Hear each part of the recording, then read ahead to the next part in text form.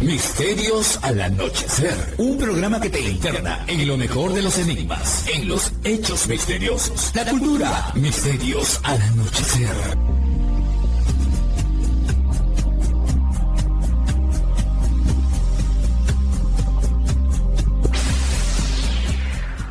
Fernando Chapi Martínez está presentando Misterios al Anochecer. Síguenos también en YouTube, Facebook e Instagram como Misterio Infinito Perú.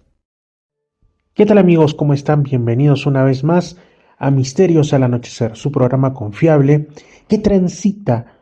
por los caminos inesperados de los enigmas, la espiritualidad, las entrevistas, la cultura y en realidad muchos otros temas. Estamos en Radio Arequipa Internacional y la www.radioarequipa.com, también en Radio Los Andes 99.5 y su página web en Lima Sur,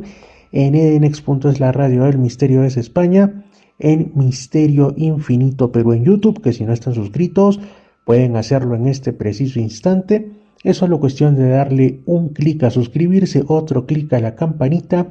y ya forman parte de la familia de Misterio Infinito Perú en YouTube. Algunos programas también se suben en formato podcast a Reflexiones y Misterios con Fernando en Spotify. Y ese tal Fernando soy yo, Fernando Chapi Martínez, saludándolos en este 2026 que está acelerado, está a toda velocidad.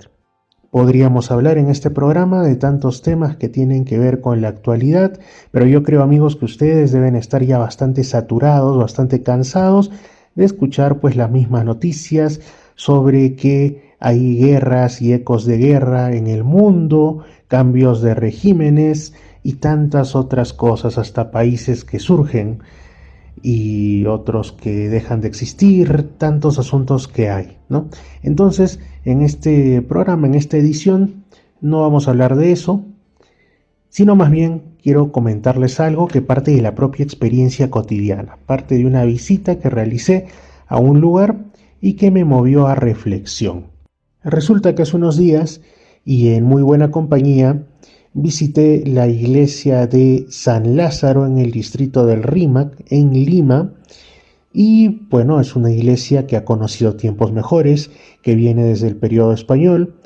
y que desgraciadamente, como tantos otros templos en las geografías no solo del Perú, sino del mundo, quizá en la misma medida que avanza el proceso de secularización, la separación iglesia-estado y tantas otras cosas de los tiempos actuales, pues se ha ido perdiendo el interés o quizá el financiamiento, no sé, por velar por la conservación y la restauración de las auténticas joyas y obras de arte. Si no lo quieren ver por el lado espiritual, religioso, pues al menos véanlo como obras de arte irrepetibles que albergan estos templos en su interior, ¿no? Entonces hemos escuchado de distintas iglesias, sobre todo en la zona andina del Perú, que han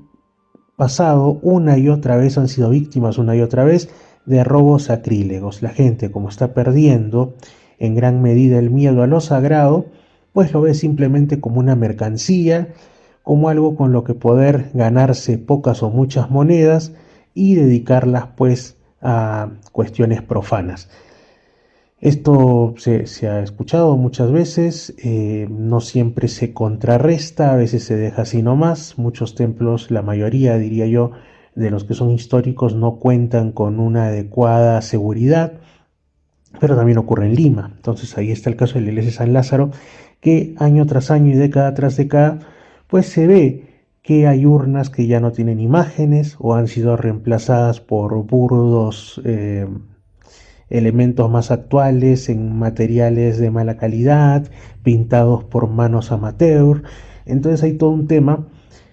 y hay algunas pinturas que están pues en sus lienzos originales y que están desgastadas por el tiempo. Una de ellas incluso la vi con una rotura, y por la naturaleza de los elementos que la conforman, del tiempo que tienen, no es pues que tú les vayas a pasar un trapito con agua y los vayas con eso a brillantar, porque te llevas de plano, en el mejor entre comillas de los casos, quizá un poquito de la pintura superficial, y en el más probable y peor de los casos te llevas todo en la tela del lienzo. Entonces Hay todo un asunto con eso. Me da mucha pena cómo está,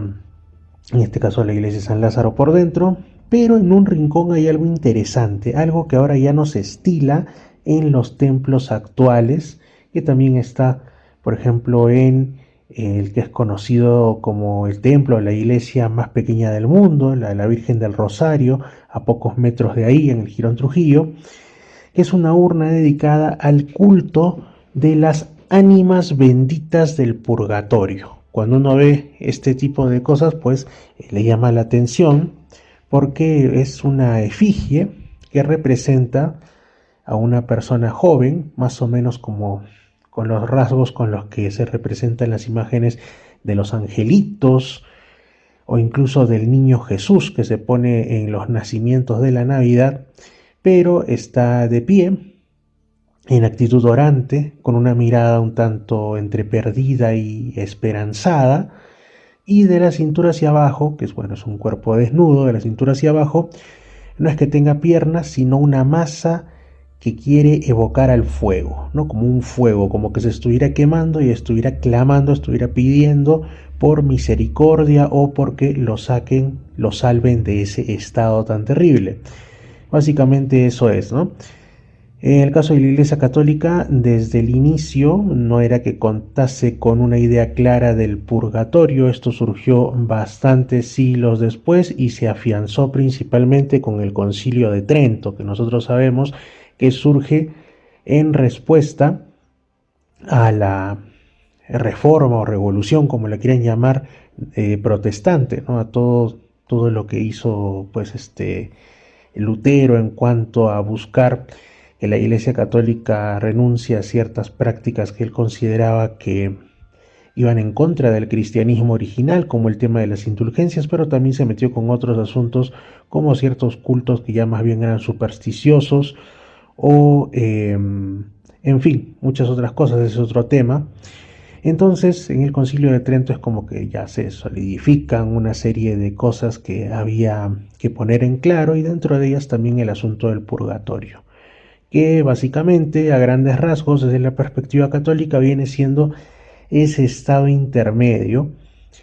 entre los bienaventurados que van al cielo, porque pues fueron precisamente personas que en vida tuvieron un comportamiento ideal o muy bueno, resaltante, y el otro extremo, la gente que se va al infierno. Entonces, se pensó que pues como la mayoría de las personas no son ni tan buenos para merecer el cielo, ni tan malos como para quemarse eternamente, pues seguramente, y también hay por ahí, dicen algunos rastros, sobre todo en el Antiguo Testamento, en Macabeos y en otros textos, que podrían dar a entender que hay un estado intermedio. Por ejemplo, para el caso se habla mucho, ¿no? Sobre todo en la religiosidad popular, de los niños que fallecen antes de tener discernimiento, de tener plena conciencia de sus actos. Entonces se dice que no, pues no pueden ir al infierno, pero tampoco es que vayan al cielo, sino una especie como de limbo, ¿no? Que se ha ido dejando de lado porque, como digo, es más una creencia pía popular. Y en el caso de la generalidad de los que ya son adultos, se dice, no, o sea, como no son ni tan buenos ni tan malos, van al purgatorio, ese estado intermedio en el que justamente purgan sus culpas, un poquito como que se limpian, pagan, se purifican por el mal que puedan haber hecho hasta que estén convenientemente limpios y puedan acceder al cielo, a la visión de Dios. Pero el asunto es que también se empezaron a gestar alrededor de esto ciertas cuestiones, como digo, de la piedad popular, entre ellas la costumbre de rogar, pedir, hacer misas, también la festividad de los fieles difuntos y otras, por esas almas que pues supuestamente con el hacer todo este tipo de ritos y el orar por su salvación, porque salgan del purgatorio, efectivamente sería más rápido su tránsito hacia el cielo. Porque desde la perspectiva católica tampoco es que el purgatorio sea simplemente un lugar donde están descansando y esperando irse al cielo, sino que tendría su grado también de sufrimiento por el propio alejamiento de la presencia de Dios. Y bueno, de ahí surgieron testimonios, algunos seguramente derivados de la sugestión, producto de una religiosidad fervorosa, popular, pero también algunos que hoy catalogaríamos quizá como asuntos paranormales, como apariciones, no sé si de espíritus de la naturaleza o de qué cosa, pero que en esas personas, por el contexto, pues las interpretaban como que eran ánimas del purgatorio que estaban volviendo y que seguramente estaban pidiendo que se obren misas para esa salvación y esa llegada más rápida hacia el cielo, ¿no? Tanto es así, y hay tantos testimonios, incluso en el presente hay testimonios, aunque muchos menos, porque se dice que sobre todo desde el Concilio Vaticano II y desde, bueno, ya la secularización acelerada, sobre todo de Europa occidental, hasta los tiempos actuales se fue perdiendo un tanto ese asunto, ¿no? De hacer estas urnas eh, para el culto a las ánimas benditas del purgatorio en las iglesias, ha quedado en las antiguas, pero tampoco es que tengan muchos fieles. Antes habían, dicen, cofradías abundantes de esto, pero ya no hay tantas o muy pocas. Y bueno, la cuestión es que cuando tú ves estas urnas, justamente, es algo que no quiero que se me olvide, ves que también hay plaquitas donde la gente agradece a las ánimas benditas del purgatorio por su intercesión para tal o cual fin, tal o cual entendido como hecho milagroso o hecho fuera de lo común. Y esto pues obviamente da bastante que pensar, ¿no? Si es que la fe es la que está moviendo las montañas o si efectivamente logra contactarse con algún tipo, no sé si las ánimas benditas o algún tipo de ser espiritual o semi-espiritual que es quien pues obra esto o intercede ante Dios por el pedido que está haciendo esta persona, ¿no? Hay así bastantes cosas, hay bastantes asuntos, como digo, ya en la actualidad no se ve tanto, pero hay algo bien interesante. Y es que detrás de este culto a las ánimas benditas del purgatorio hay varias ideas que subyacen. Por ejemplo, la idea de una reciprocidad con el mundo espiritual, de que no solamente es que los fallecidos o en general los seres espirituales están lejos y nosotros estamos aquí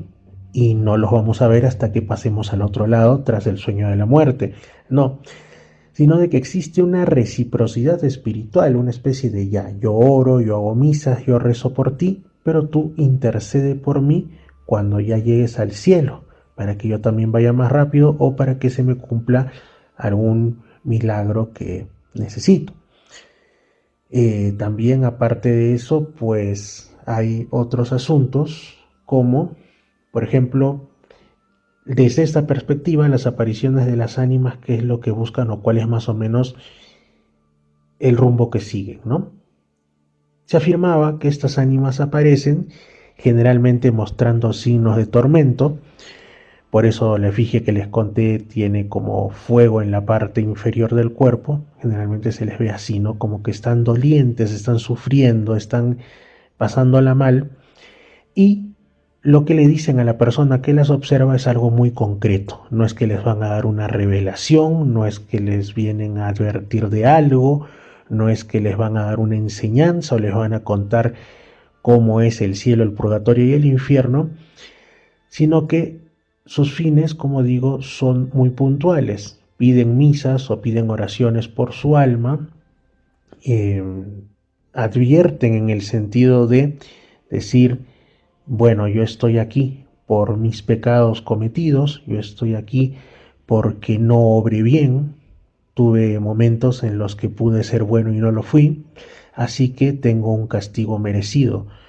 Por lo tanto, tú que me estás escuchando, no hagas esto, porque lo que ves en mí, que me estoy quemando, por decir de alguna manera, es lo que te esperará si no eres un buen ser humano.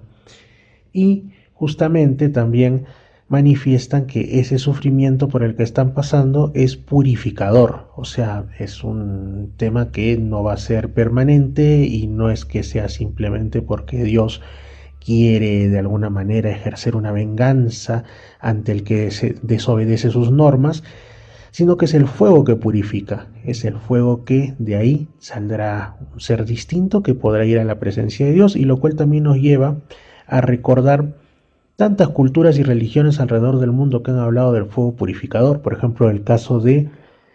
la religión zoroástrica, una de las más antiguas del mundo y para muchos el primer monoteísmo del mundo, que aún supervive en distintos puntos de Irán, pese a la opresión islámica, y también la comunidad parsi, que está pues en la zona, un pequeño punto del occidente de la India, y bueno, hay recientes casos de conversiones en el Kurdistán iraquí. Lo cierto es que ellos tienen este símbolo del fuego, ¿no? El fuego que en sus templos nunca debe apagarse y que dentro de los muchos simbolismos está justamente el purificar. Esto también es algo que ha sido tomado por más modernas instituciones de tipo esotérico. Y en fin, bueno, la gente contaba entonces durante bastante tiempo que se le aparecían las ánimas. ¿Pero tenían alguna prueba, acaso, de esto que decían, o simplemente era creerles porque lo dicen y pues en fin? Bueno, supuestamente lo que también mencionaban en más de una ocasión es que estas apariciones, quizá como para dejar constancia y que otros más puedan también volverse hacia el bien, eran telas que eran tocadas, y como su mano era casi ígnea porque se estarían quemando ahí en ese lugar, en el purgatorio, eran telas que quedaban con impresiones de manos quemadas, o de pronto en almohadas, en hábitos religiosos, en manteles, quedaba marcada, pero como por fuego, un rostro, ¿no?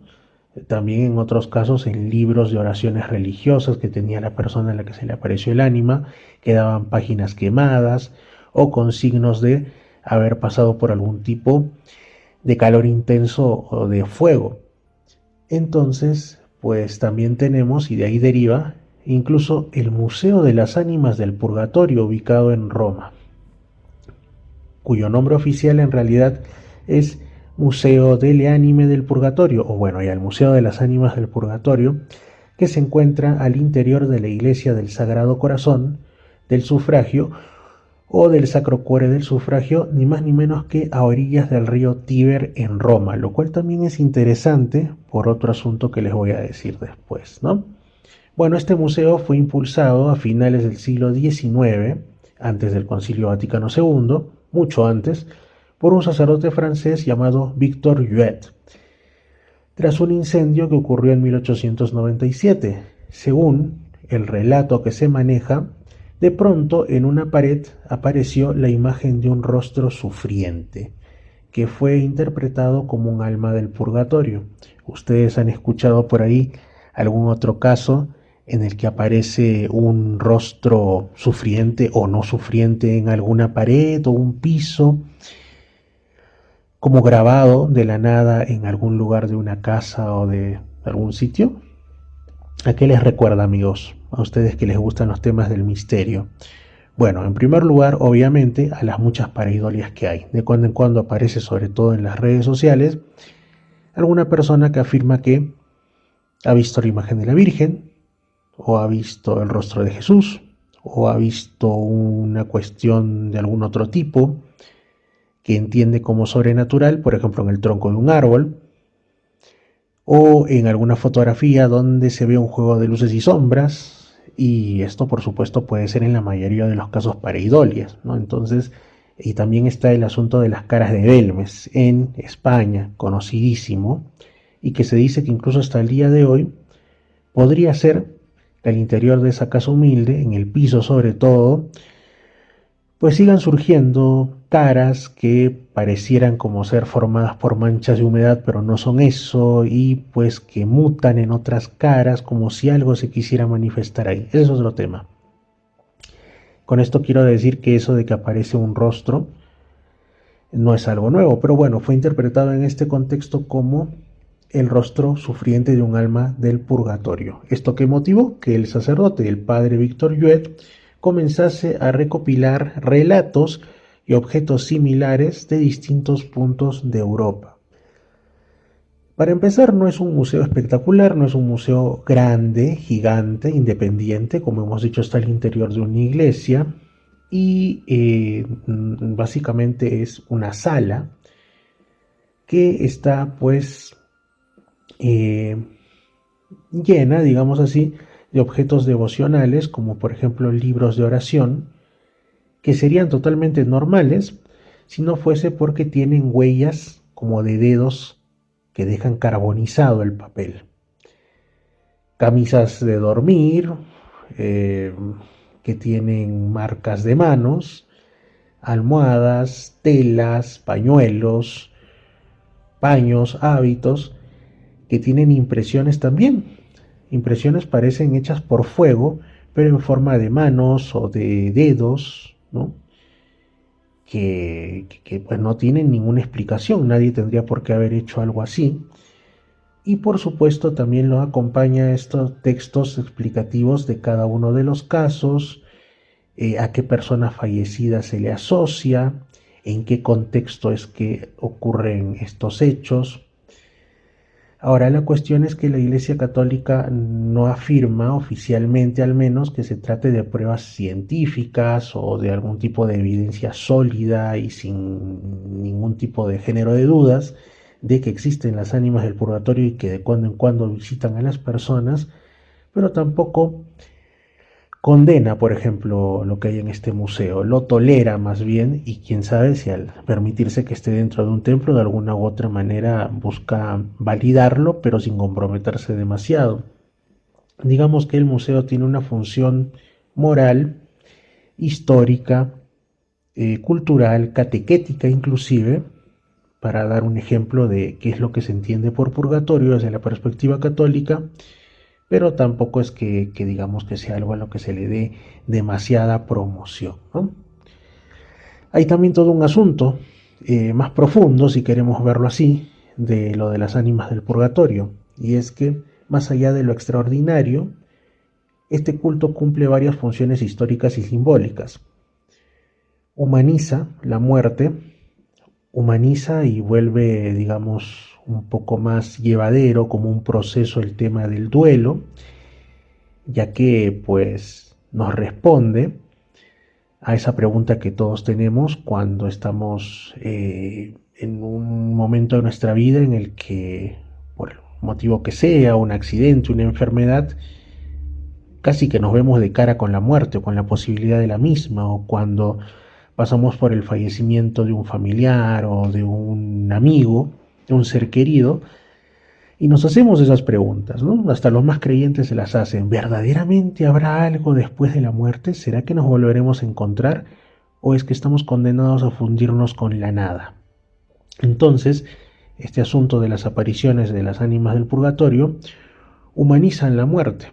porque nos ponen la idea de que el difunto no desaparece, de que está en otro lugar, de que está vivo, de que está consciente. Eso sí, sigue necesitando ayuda de los vivos. Por eso es que se comunica con nosotros. Bueno, también refuerza la memoria de los fallecidos en, digamos, sociedades que todavía estén abiertas a esto, y también llega a introducir una especie de ética de la responsabilidad en el creyente, una especie de decir, tus actos tienen que ser buenos porque tendrán consecuencias en tu destino, en tu futuro, más allá de la muerte física. Y funciona también como un puente entre dos ámbitos totales, entre el blanco y el negro, ¿no? Entre los extremos, entre el extremo del miedo al infierno del que no hay salvación y la esperanza del cielo, de la cual muchos dicen, pero yo soy pecador, no soy merecedor de esto, ¿no? Entonces, pues, hay otra cosa que también les quería mencionar, y es que si ahondamos más, por supuesto, el culto a las ánimas del purgatorio tiene un origen cristiano, está basado en la idea del purgatorio, también por ahí hay algunos textos en la tradición judía que pueden medio como que avalarlo, en libros como los Macabeos, etc. Pero también es cierto que, y a mí no me parece que sea casualidad, por ejemplo, que este Museo de las Ánimas del Purgatorio esté ni más ni menos que en Roma, que antes había otros cultos que ya daban bastante importancia a esta idea, a la idea de no olvidarnos de los fallecidos, a aquello de que no desaparece lo que muere, sino lo que se olvida, a la responsabilidad que tenemos nosotros con nuestros antecesores. Y es que, por supuesto, en la religión romana, cuando nosotros nos ponemos a conversar o nos hacemos una imagen mental de la religión romana, pagana, antes del cristianismo, generalmente pues nos imaginamos a tal dios o diosa, nos imaginamos pues una serie de elementos que son los más resaltantes, pero la verdad es que esto coexistía con una religión romana más doméstica. Hace mucho hablamos de esto en el programa. Había también una especie de altares domésticos para honrar la memoria y realizar ritos y demás hacia los ancestros que ya habían partido, que ya habían fallecido, por decir así, el jefe o fundador del clan, a los padres, en fin, a los abuelos. Y se hacía pues toda una serie de cosas, digamos que ellos permanecían en casa de alguna manera, no visible, no era que desaparecían para siempre. Esto formaba parte, como digo, de una religión o una cara de la religión de manera más doméstica. También había una serie de seres espirituales como los lares, los manes, pero bueno, en general la idea que subyace en esto es que hay una responsabilidad con los fallecidos, que ellos necesitan de nosotros, que nosotros también necesitamos de ellos, y que debemos pues de alguna manera hacer ritos para propiciar que en el más allá les vaya bien, porque si no ellos se pueden ya sea molestar con nosotros y venir a visitarnos para hacernos alguna jugarreta o directamente algún hecho malo o cualquier otra cosa, pero lo cierto es que hay esa comunicación con los que ya partieron. Y pues me da la impresión que por ahí también hay algo de esto. Por ahí estuve averiguando y parece que sí, que hay por lo menos un eco de estos antiguos cultos de la religión doméstica romana, que después fue absorbido por el cristianismo y dentro de la Iglesia Católica pues se forma como un culto también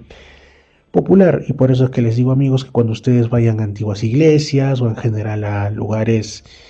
de contenido cultural, no se queden solo en lo más evidente, sino que también rasquen un poquito y vean hasta incluso en las esquinas, en los sitios que están por ahí más escondidos, porque como me ocurrió en esta iglesia, y estaba así bien metidito en una esquina, me topé con esta urna al culto de las ánimas benditas del purgatorio, y miren toda la reflexión que nos ha salido al respecto. Finalmente, también con este tema, no quiero dejarlo de lado, hay un asunto, ¿no? Hay quienes pues a primera vista pueden equiparar y decir, quizá esto tiene alguna relación, por ejemplo, con el tema del espiritismo, que es mucho más moderno, es siglo XIX en adelante,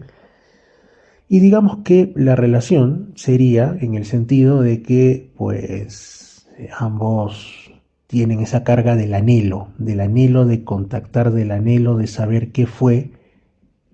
si es posible de alguna manera todavía intercambiar información con aquellos familiares o amigos que ya no están visiblemente con nosotros. Ese sería el asunto que une a ambas cosas, pero hay una gran diferencia, porque en el caso del espiritismo, quien busca el contacto es la persona, el que está, no sé, en la mesa espiritista o realiza algún ritual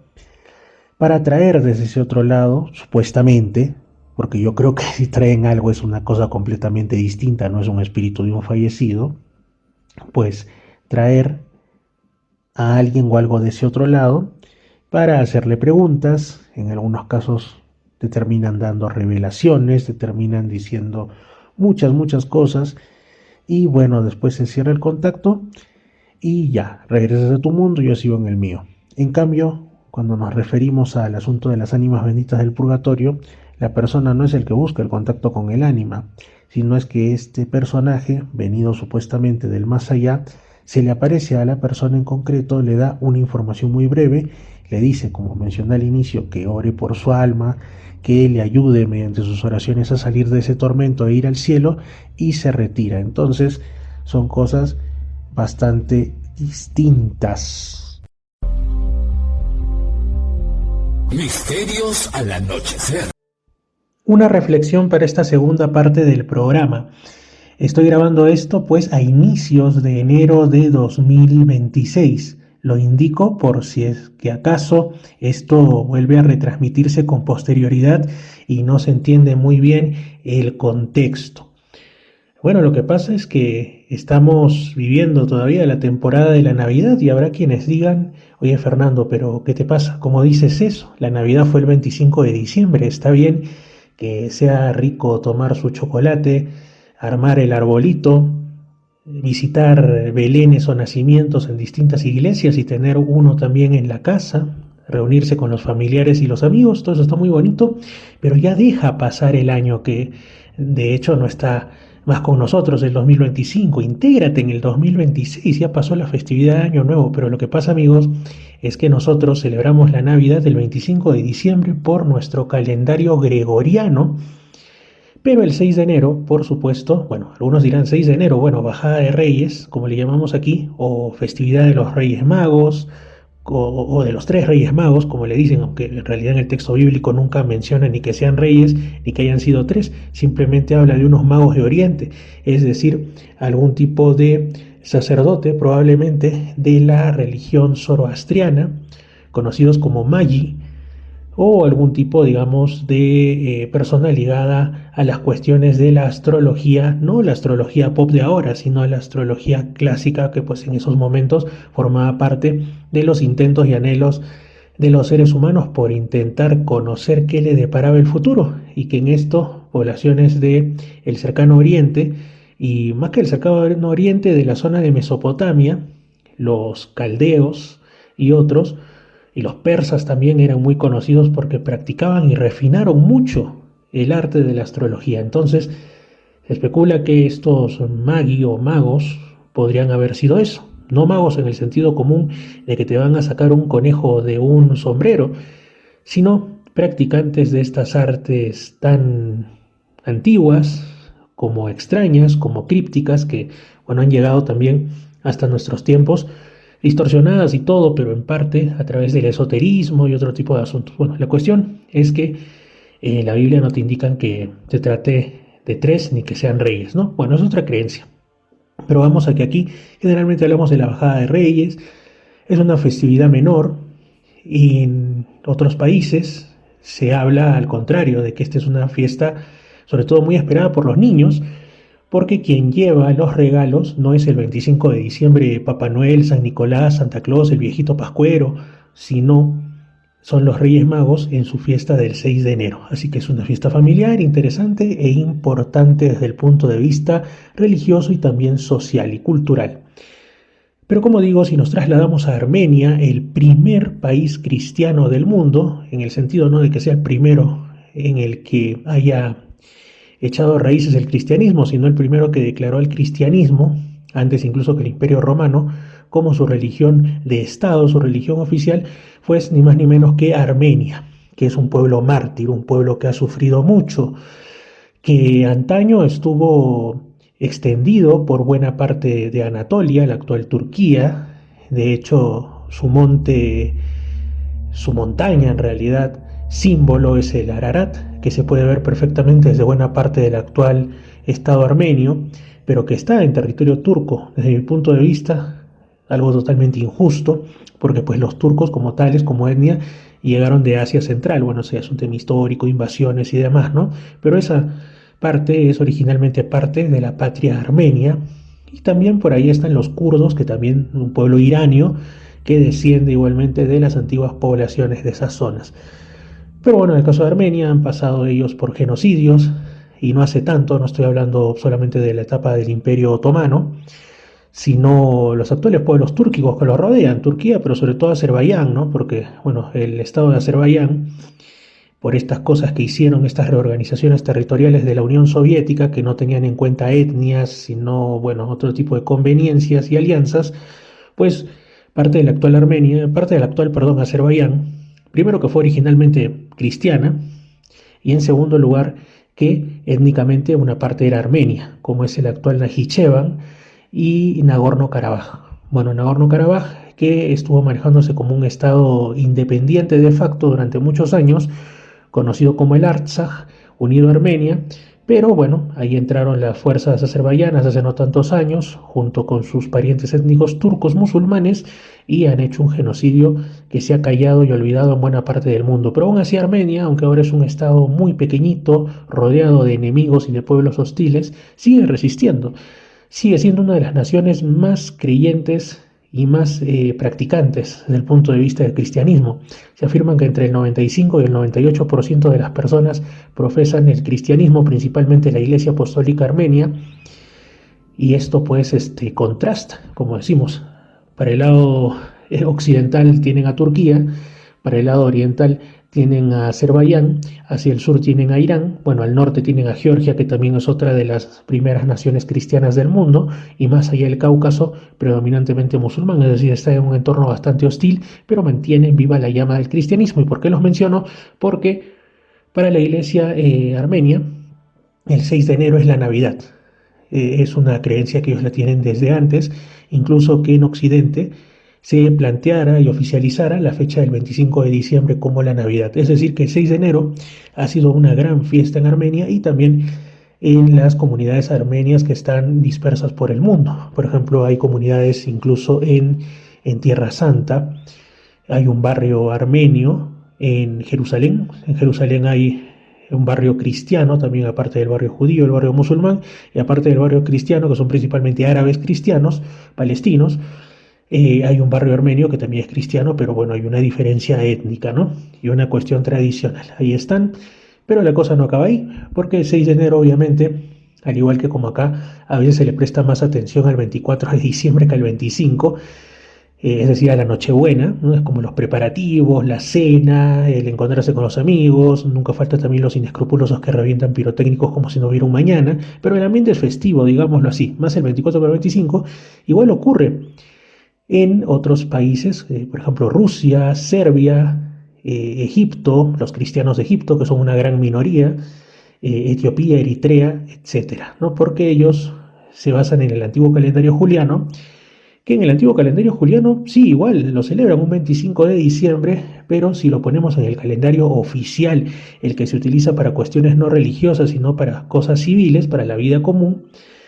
pues cae en 7 de enero. Entonces para ellos 7 de enero es la Navidad, ¿no? Que coincide también con la Epifanía. Bueno, hay una serie digamos, hay una conjunción, no solamente el nacimiento de Cristo, sino también la celebración del bautismo de Jesús en el río Jordán, por lo cual incluso hay imágenes en Rusia de la gente que en recuerdo de esto, en homenaje a esto, pues se meten en auténticas piscinas gélidas, agua helada, agua a la que le faltó solo un poquito para estar convertida en hielo, y se meten desnudos o semidesnudos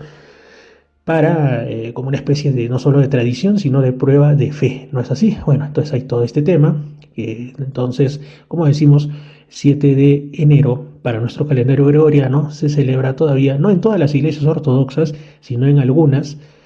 como la rusa, la serbia, los cristianos coptos, auténticos mártires de la fe, auténticos luchadores de la fe, de los que yo me saco el sombrero porque hay que ser valiente para ser cristiano en el Egipto actual, o incluso en Etiopía, que es la segunda nación que se declaró oficialmente cristiana en el mundo, poco después de la ya mencionada Armenia, pero que pues actualmente tiene una gran minoría de más o menos el 33% de musulmanes, que pues crece rápido, devora desde el punto de vista demográfico porque tienen más hijos, además son de otra etnia, de etnia somalí, en la zona del Ogadén, y que en la propia patria ancestral cristiana de Etiopía, pues hostilizan a los cristianos cada que pueden, ¿no? Igual al norte de Etiopía está Eritrea, actualmente Etiopía, Eritrea, como casi desde la independencia de la propia Eritrea de Etiopía a inicios de los 90, mantienen un clima tenso, que cada tanto escala ya no ser simplemente clima tenso, sino ser una guerra abierta por temas étnicos. Y bueno, en el caso de Etiopía, el cristianismo actualmente es de más o menos del 67 al 70% de la población, principalmente iglesia ortodoxa tewahedo, como le llaman, que es decir, como los coptos de Egipto, pero con un sabor etíope. Y en el caso de Eritrea, los cristianos son más o menos entre el 50 y el 55%, el resto son musulmanes y también corresponden a una iglesia de esa tradición copta, antiquísima, pero también con su sabor propio de Eritrea. Son los descendientes, son lo que ha llegado hasta nuestros días el antiguo reino de Aksum, que fue, como digo, una nación que se convirtió al cristianismo en los primeros siglos y que incluso tuvo una gran labor misionera. Se dice que los reyes de Aksum llegaron a expandirse incluso por el actual Yemen, o sea, ya en plena península arábiga, y que incluso uno de tantos reyes quiso conquistar la Meca, que en esos momentos pues el Islam todavía no existía y era más bien un centro de peregrinación, como lo es ahora con el Islam, pero de cultos politeístas, de cultos animistas, tal como se menciona incluso en la propia tradición islámica. Mahoma fue quien opta por destruir prácticamente todos los ídolos y estatuas que encontró dentro de la Meca rodeando a la Kaaba, excepto uno de la Virgen María y el Niño, porque también habían como hasta ahora árabes cristianos. Lo respetó obviamente porque muchos dicen que o bien Mahoma era judío de origen, de una tribu árabe convertida al judaísmo,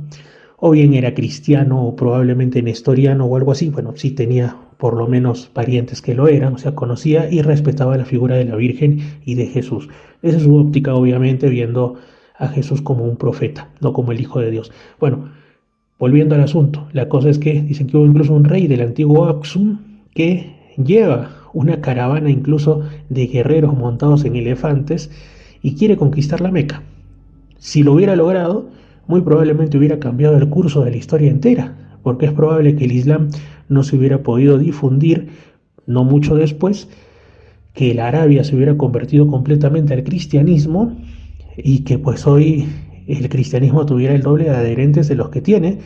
porque pues no habría existido el Islam, que es la segunda religión más grande. Ahora, como dicen, si lo dividimos en las denominaciones, de hecho el Islam suní es la denominación más grande religiosa del mundo, superando por poco al catolicismo, al cristianismo católico, ¿no? Pero bueno, son otros temas, sería meterse en ucronías en el que hubiera sido si esto hubiera llegado. Pero vamos a la importancia histórica de los cristianos del antiguo Aksum, actualmente Etiopía, Eritrea, y también reinos como Nobatia, Makuria, Alodia y otros que estaban pues ya en la ruta hacia Egipto, en el actual Sudán, donde también quedan cristianos coptos remanentes de esos tiempos y que fueron reinos cristianos que aguantaron el avance guerrero del Islam hasta incluso cerca del siglo XV o el siglo XVI, lo cual es ya bastante avanzado en la historia, o sea, tiempos en los que ya estaba llegando el cristianismo a América, inclusive, o a las Filipinas, para que vean cómo es la historia, ¿no? Así que no es un hecho menor, por eso lo he querido mencionar en este programa. Por supuesto que sí, pues la Navidad para nosotros acaba el 25 de diciembre, pero para otros lugares del mundo cristiano es el 6 de enero el caso de Armenia y el 7 de enero en el caso de los coptos de Egipto, Etiopía, Eritrea, también Sudán, dicho sea de paso. Y bueno, digamos las iglesias ortodoxas que siguen el calendario juliano para sus fines, digamos, del calendario litúrgico, ¿no es así? Bueno, eso, ahora giramos un poquito y volvemos a los misterios. Misterios al anochecer. Ahí están, me han encontrado otra vez. Sé lo que quieren de mí. Me guían. Yo soy el elegido. Voy a salvar este mundo. Se lo está creyendo todo. Misterios al anochecer para la gente que no se lo cree todo.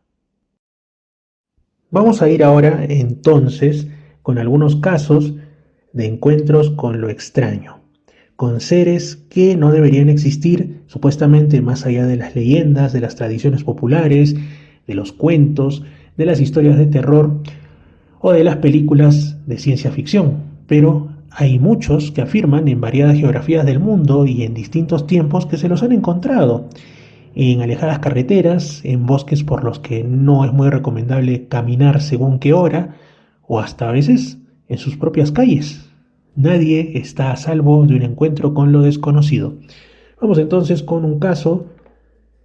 que nos lleva hasta un lugar que no nos suena habitualmente en las noticias y que yo creo que muchos pues no o dudarían mucho a la hora de pretender ubicarlo en un mapamundi que no tuviera señalizaciones, ¿no? Si usted, amigo o amiga, va por las calles y hace uno de estos experimentos, ¿no? Lleva un planisferio, pero que no tenga señalado los países, sino solamente los contornos de los continentes, pues puede decirle a alguien, ¿sabe qué? Indíqueme por favor dónde queda, en su punto de vista, los Estados Unidos. La mayoría va a acertar dónde queda Rusia. Bueno, Rusia es tan grande que hasta por azar pueden dar, si es que ya sea que señalan Siberia o señalan la zona de los Montes Urales, igual va a ser Rusia. Otros van a, de repente, si les preguntas dónde está algún país limítrofe, como puede ser Chile o Brasil, van a acertar. Pero si les dices dónde está Ucrania, la van a dudar. Si les dices dónde está la península de Crimea, la duda es total. Bueno, Crimea es un entrante bastante grande en realidad de tierra que se proyecta hacia el Mar Negro y que ha estado en las noticias en años recientes por el tema de la invasión rusa a Ucrania. Actualmente, pues Crimea, bueno, en realidad Crimea formó parte de muchos imperios o estuvo influenciado por los mismos. Tuvo colonias de la antigüedad griega, tuvo también presencia del Imperio Bizantino, presencia de pueblos godos, presencia turca otomana, y pues todo esto dejó huella en el lugar, en su patrimonio, en las gentes, en el carácter en general y por supuesto en la riquísima cultura y tradiciones de ese sitio. Después ya formó parte del Imperio Ruso, de la Unión Soviética, y después fue asignada pues a la República de Ucrania, pero como una república autónoma dentro de la República de Ucrania. Bueno, hay este tipo de figuras en esos países del mundo. Sin embargo, Crimea pues tiene, como digo, una cultura diferenciada, y por ahí todavía están los tártaros de Crimea, que son un pueblo musulmán de la época en la que hubo influencia del Imperio Otomano, y se habló hasta entrada, dicen algunos, la Edad Moderna, posiblemente la lengua gótica, el gótico de Crimea, lo último que quedó de las lenguas de los pueblos godos. O sea, la mayoría conocemos por historia de los ostrogodos, los visigodos y otros que terminan en godos, pero esas lenguas se fueron perdiendo. Sin embargo, el gótico de Crimea persistió ahí muchos siglos más que sus otros parientes lingüísticos. Bueno, entonces es un lugar riquísimo, y por eso es que algunos casos que ahí ocurren, casos relacionados al mundo del misterio, muchos quizá quieran explicarlos desde el punto de vista antropológico, sociológico, desde lo cultural. Pero son muchas las personas que afirman, y esto no suele llegar mucho a Occidente, sino es de la mano, por ejemplo, de investigadores y recopiladores de primer nivel como Albert Rosales. Justamente a él recurro para este caso que les voy a contar, y son cosas alucinantes. Encuentros con seres extraños que salen de las gélidas aguas del Mar Negro, también aparición de figuras criptozoológicas que parecen animalescas, que no deberían estar ahí, portales dimensionales, luces extrañas,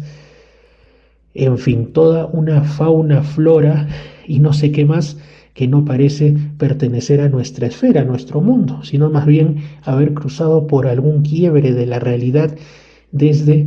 quién sabe dónde. En ese sentido va este caso. Nos trasladamos, ya les dije, hasta Crimea, y actualmente está de facto formando parte de la Federación Rusa tras la invasión, pero de jure es parte aún de Ucrania, un lugar donde conviven cristianos ortodoxos rusos y ucranianos con minoría musulmana de los tártaros de Crimea. Bien, esto ocurre en 1972, horas de la tarde, no conocemos exactamente el día ni el mes, y será más bien 1972 o 73, hay esa horquilla de tiempo, en un punto específico de Crimea que es Yalta. Un residente local de nombre Alexander, pero él se pone como Alexander E. Él pide que no den su apellido porque obviamente es un hecho tan extraño que alguien podría pensar mal, podría decir este está engañando, es un farsante, o podría dudar de su estabilidad mental, peor aún. Entonces él solo dice, yo me llamo Alexander E., déjalo ahí y lo que me pasó es esto. Cuenta que en ese año 72 o 73 del siglo XX, él era tan solo un niño en edad escolar y estaba caminando como cualquier tarde en las cercanías de un estadio que se encuentra o encontraba en una calle llamada Krasnoarmeyskaya, cuando de pronto vio que un poco más allá hay un grupo de otros niños niños también de edad escolar, de quizás 7 u 8 años de edad. Pero esta escena, que sería completamente común, se vio envuelta en lo insólito cuando se da cuenta que estos niños están hablando no solo entre sí, sino con un extraño personaje, un hombrecito,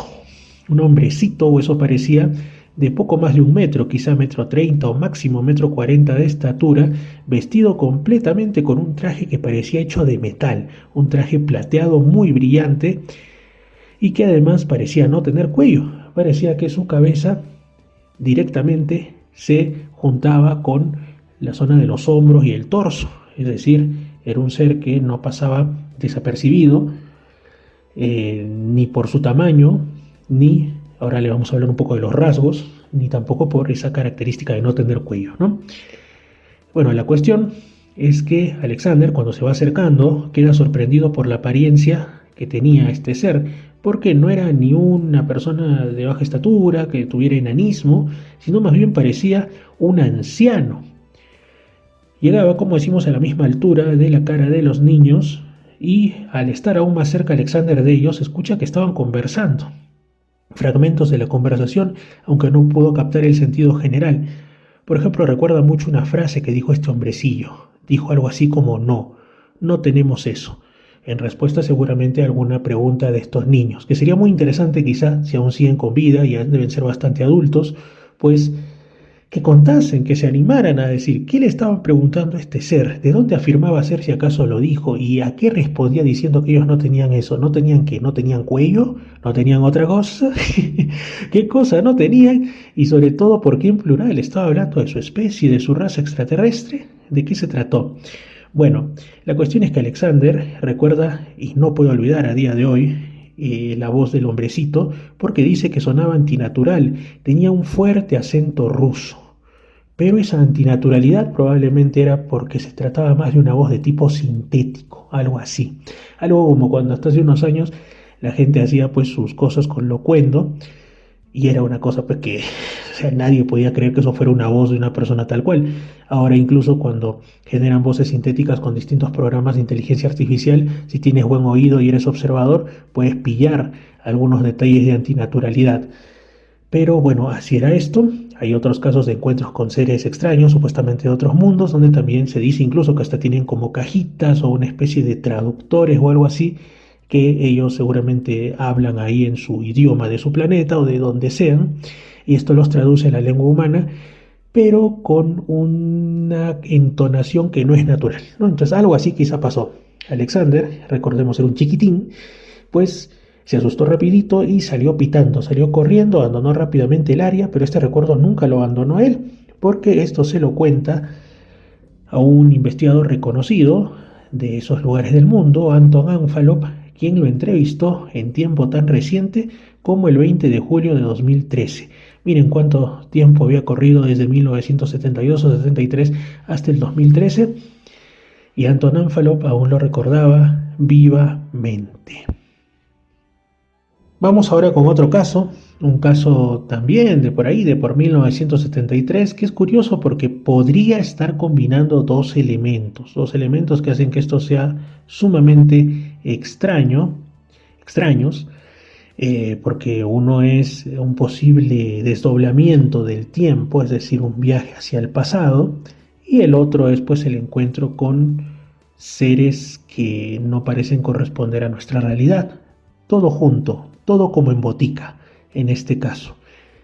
Además, esto se desarrolla en un día que para muchos es pues una fiesta de disfraces, una fiesta para dar miedo, pero que en sus orígenes, y hasta ahora para algunas agrupaciones bastante oscuras, pues es una fecha en la que se conmemora una especie de apertura, se realiza más que conmemorar una especie de apertura entre nuestro mundo y el inframundo, entre nuestra esfera y otros lugares poco recomendables. Alguien diría del bajo astral, otros dirían del propio infierno, quién sabe de qué, y pasarían entidades bastante extrañas hasta nuestro lado. Estoy hablando del Halloween, porque esto ocurrió el 31 de octubre de 1973, además ya de noche, a las 21:30 horas, 9:30 de la noche locales de Leicestershire, Inglaterra. concretamente entre dos lugares llamados Countessthorpe y Foston. Bueno, quien se encontraba ahí era Ronald Stone, es decir, Ronaldo Piedra, Ronaldo Piedra, y un colega que estaban conduciendo justo al sur de Leicester en su coche. La música suena en mi coche, como en la canción de los Hombres G. Todo iba bien, todo iba tranquilo, cuando de pronto casi chocan contra un árbol que estaba caído en la carretera, obstaculizándolos. Esto los dejó pues muy asustados y decidieron, para relajarse, parar a comer y beber algo. Avanzaron un poco más, algunos pocos kilómetros más, y se topan con un cartel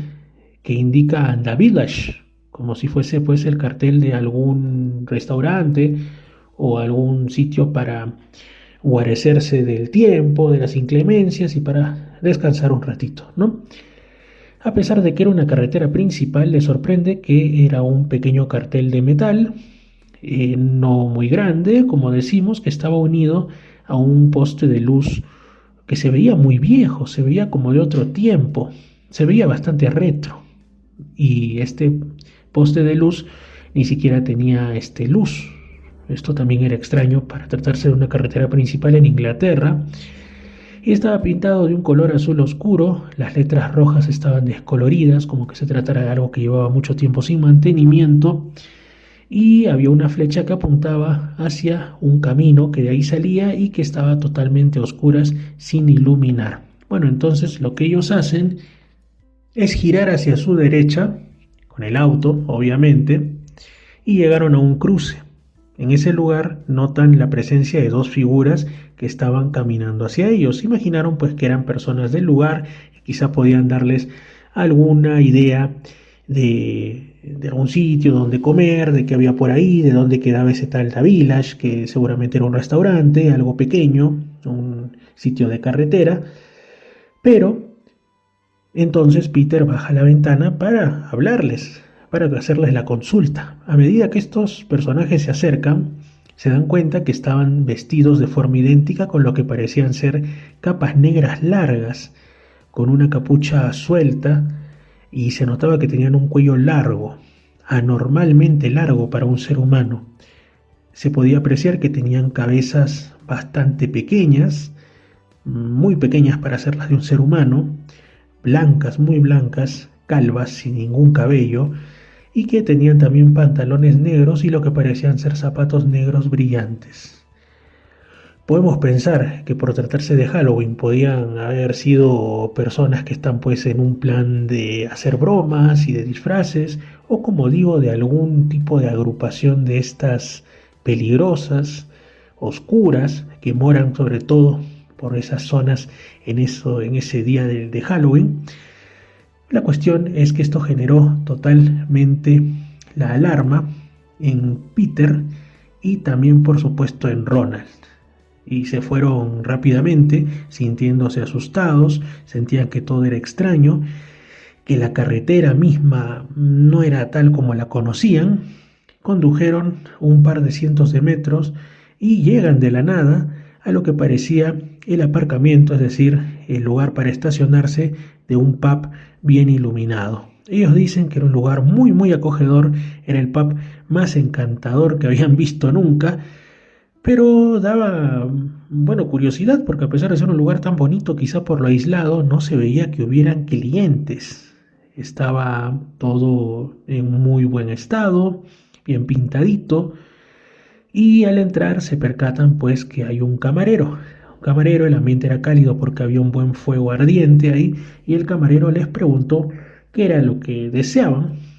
y ellos le responden, en realidad Ronald les responde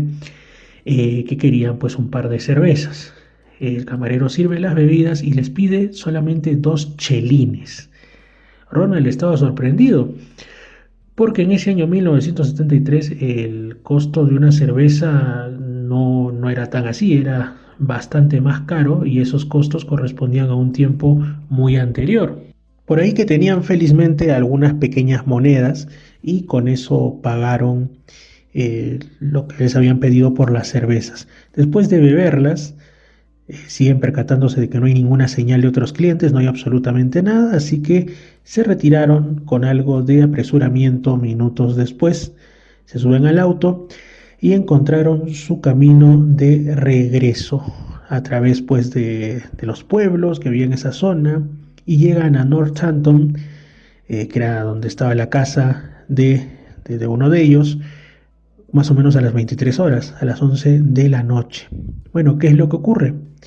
Que tiempo después, unos días después, ni siquiera mucho, se vuelven a reencontrar los dos amigos y dicen, oye, ese pub estaba verdaderamente encantador, súper económico, recomendadísimo, como diríamos aquí, un guarique de esos que hay que, pues, instagramear y que se enteren todos de lo bueno que es. ¿Qué te parece si volvemos? Se olvidaron completamente o quisieron olvidar a las dos figuras extrañas que encontraron en ese camino, pero cuando siguen exactamente las indicaciones,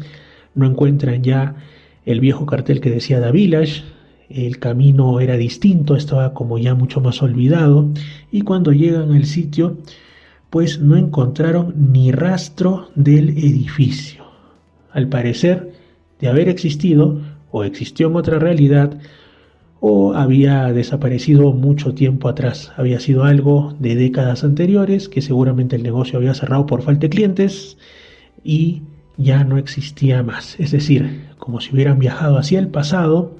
pero en una especie de realidad controlada porque no había nadie más en las cercanías, salvo ese extraño camarero,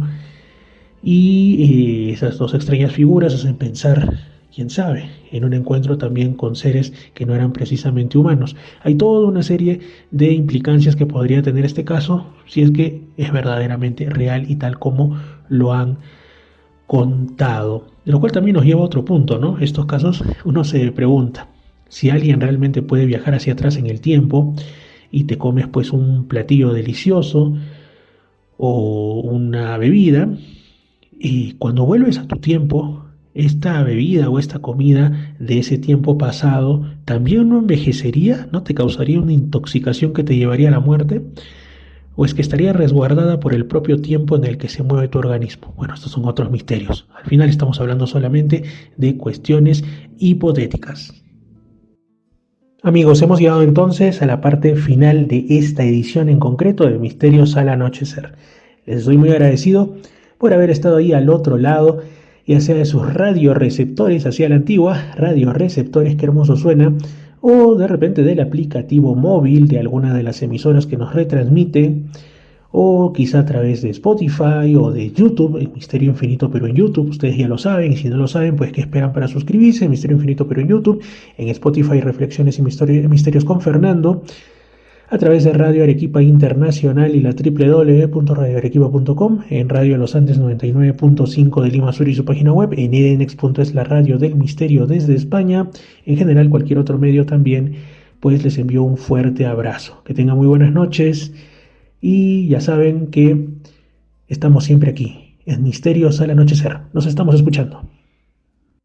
Fernando Chapi Martínez está presentando Misterios al Anochecer. Síguenos también en YouTube, Facebook e Instagram como Misterio Infinito Perú. Misterios al Anochecer, un programa que te interna en lo mejor de los enigmas, en los hechos misteriosos, la cultura. Misterios al Anochecer.